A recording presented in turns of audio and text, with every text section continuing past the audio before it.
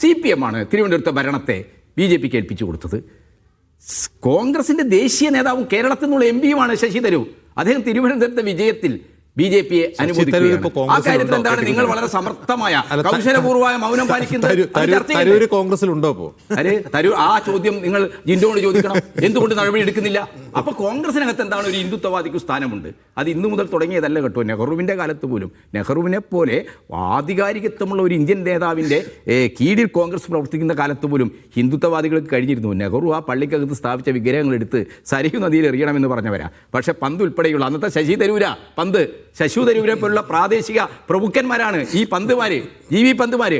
ആ പന്തുമാർക്ക് വിഗ്രഹം അവിടെ തന്നെ വെച്ച് പൂട്ടാൻ കഴിഞ്ഞിട്ടുണ്ട് അജിംസേ. അത് ചരിത്രമാണ്. കോൺഗ്രസ് അന്നും ഇന്നും വ്യത്യസ്ത രീതിയിലാണെങ്കിലും ഹിന്ദുത്വവാദികളെ കൂടി ചേർത്ത് മുന്നോട്ട് പോകുന്നൊരു പാർട്ടിയാണ്. കേരളത്തിന് അനുഭവമാണ്. ഇവിടെ ജിൻഡോ വലിയ ആവേശത്തിലൊക്കെ പറയുന്നുണ്ടല്ലോ, 1960 ഞങ്ങൾ പരാജയപ്പെട്ടു, 1919 ഒരു സീറ്റ് അല്ല, സീറ്റ് വർദ്ധിക്കും, സീറ്റ് അതേപോലെ തന്നെ പോവുകയും ചെയ്യും.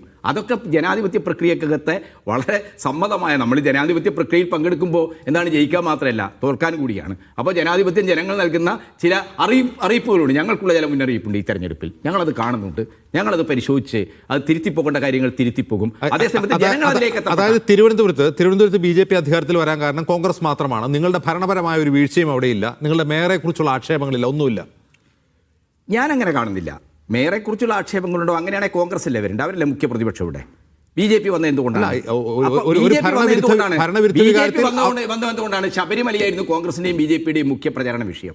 അവര് മേയറുടെ പ്രശ്നമൊന്നുമല്ല തിരുവനന്തപുരത്ത് പറഞ്ഞ്. ഇവിടെ ഈ ചാനൽ ചർച്ചയിൽ വെള്ളക്കരം വർദ്ധിപ്പിച്ചത് അത് കർണാടകയിൽ എന്താണ്, തെലങ്കാനയിൽ എന്താണെന്ന് നോക്കണം. വെള്ളക്കരവും വൈദ്യുതിക്കരവും എത്രയാണ് വർദ്ധിപ്പിച്ചിരിക്കുന്നത്? ഓരോ മാസവും കേരളത്തിലെ ജനങ്ങളുടെ കൈകളിൽ വിഷയമായതുകൊണ്ടാണ് തിരുവനന്തപുരം BJP കിട്ടിയതെങ്കിൽ പന്തളം അവർ നിലനിർത്തേണ്ടതല്ലേ? പന്തളം ഇടതുപക്ഷമാണ് അവരെ പ്രതിരോധിച്ചത്.